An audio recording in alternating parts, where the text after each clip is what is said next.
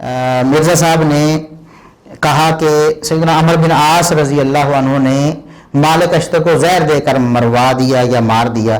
کو عمر بن عاص رضی اللہ تعالیٰ عنہ نے زہر دے کے قتل کروایا تھا. ہمیں ایسی کوئی صحیح دلیل نہیں ملی. مرزا صاحب آپ پر قرض ہے کہ آپ اپنی زندگی میں ایک صحیح سند پیش کریں کہ سیدنا عمر بن عاص رضی اللہ عنہ نے زہر دے کر مالک اشتر کو قتل کیا ہو.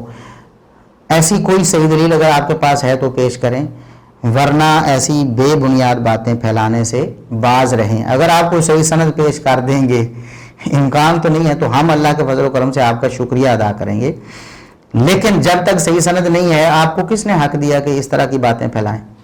کہاں ہے یہ بات صحیح سند کے ساتھ کہ سیدنا عمر بن عاص رضی اللہ عنہ نے زہر دے کر انہیں قتل کروا دیا کیونکہ محمد بن ابی بکر سے مصر کی حکومت سنبھالی نہیں جا رہی تھی؟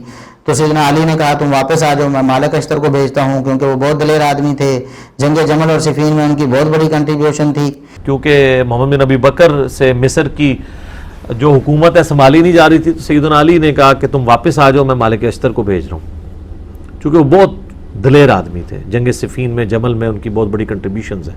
اچھا، جب محمد بن ابی بکر کا ذکر کیا مرزا صاحب نے اس وقت ان کو بھی بڑا بہادر بنا کے پیش کیا. جنگ جمل میں اور جنگ صفین میں یہ حضرت علی کے کمانڈر تھے.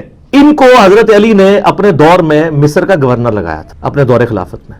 قیس بن سعد سے حکومت نہیں سنبھالی جا رہی تھی، پیچھے سے مالک اشتر کو بھیجا، اس کو زہر دے کے مروا دیا گیا دشمنوں کی طرف سے. تو محمد بن ابی بکر مصر کے گورنر تھے. اور ابھی اپنی ہی زبانی یہ ثابت کر رہے ہیں کہ محمد بن ابی بکر جو نا وہ دلیر آدمی نہیں تھا، نہ وہ حکومت سنبھال سکتا تھا. ادھر بھی دوغلی پالیسی اور ادھر بھی دوغلی پالیسی.